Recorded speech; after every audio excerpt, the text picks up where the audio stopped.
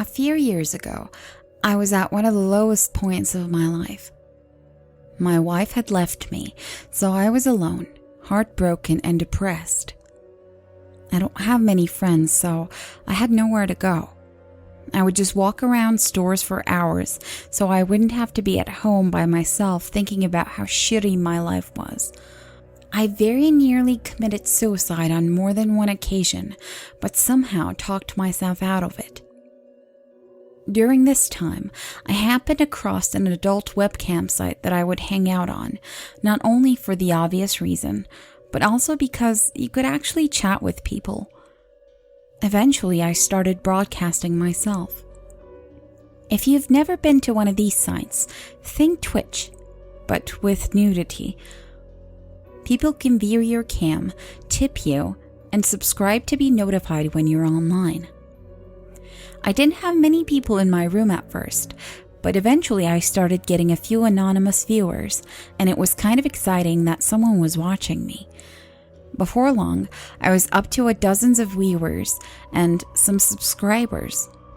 I even started getting some tips and making a little bit money doing something that, let's face it, I was going to do every evening anyway. It was mostly guys watching me, of course, but although I'm straight, it didn't bother me too much. It gave me people to talk to at least. I would, however, get females, or at least guys saying that they were female from time to time. Eventually, a girl named Britt started stopping by regularly. She was different than most of the people I'd met on the site because she actually seemed interested in talking to me, and I, of course, enjoyed the attention. Whenever she'd stop by, the whole room would become a lot more fun. We started private messaging, and I even made her a moderator for my room. She asked me if I had KIK, which at the time I'd never even heard of, but she explained that it was a texting app that you don't have to give out your number to use. So we started chatting offline using it. We would talk for hours. I found that she lived halfway across the country, which I actually liked because there would be no pressure to meet in person right away. When she sent pictures, she was very attractive, and at some point, we began sexting with one another. Even though I doubted much would ever really come of it, it was great for me because it gave me someone to talk to, and it was really helping me rebuild my shattered self-esteem and confidence. This went on for a few months, and eventually we started talking less and less. I had kind of expected that this wasn't going to go anywhere, so it didn't bother me when she stopped responding altogether. I had never held any illusions that this was going to be a long-term relationship. I figured she had found someone real near her and decided that someone she could actually be with was better than a long-distance fling with someone she'd never even met in person. It was fine. By this point, I had met a few girls myself, so I wasn't too upset. I did miss chatting with her sometimes because I had really enjoyed talking to her, and she'd been there for me during a pretty dark time. Anyway, I went on with my life and started dating someone, and we ended up going on a trip to the beach together.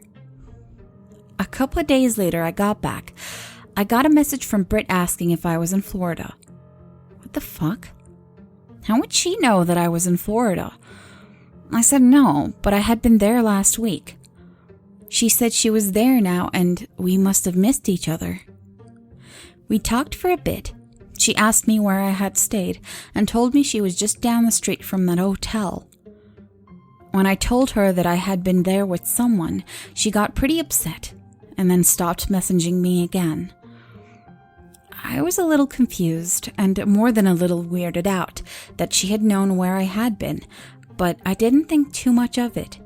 I told myself it must have been a strange coincidence and forgot about it.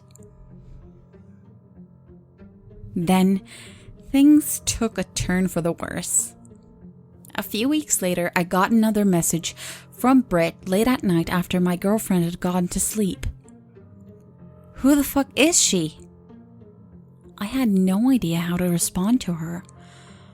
I asked her what the fuck she was talking about, and she went on to describe my girlfriend and asked me why I thought I could get away with cheating on her. I was literally floored. Not only had I never been in an actual relationship with Britt, I had never even met her in person. On top of that, she had stopped speaking to me for months, and now suddenly she knew what my girlfriend looked like and was accusing me of cheating on her. I expressed all this to her and then asked her how she knew what my girlfriend looked like, thinking she was Facebook stalking me or something. Her reply made my jaw drop and felt like somebody had just tossed a brick into the pit of my stomach. Because I can see her in your fucking bed. I immediately closed the blinds and checked the house and made sure the doors and windows were locked. I told her that we had never been in a relationship and that we were most definitely not in one now. I asked her to please leave me alone and not to contact me again. She just responded LOL and a smiley face. It was at this point that I noticed the light on my webcam was on. She had somehow hacked into my computer and turned my fucking webcam on. I unplugged it and threw it in the closet. Britt then sent me another message. "Aw, you're not fun anymore." I reiterated that this was unacceptable. I did not want to talk to her again, and that if she didn't leave me alone, I would contact the police. Then I blocked her from every form of communication I had ever used with her and uninstalled KIK. The next day, I had my cable company change my IP address, and I haven't heard from her since, but I'm still paranoid that this isn't over. So, crazy sexting internet stalker, let's not meet again.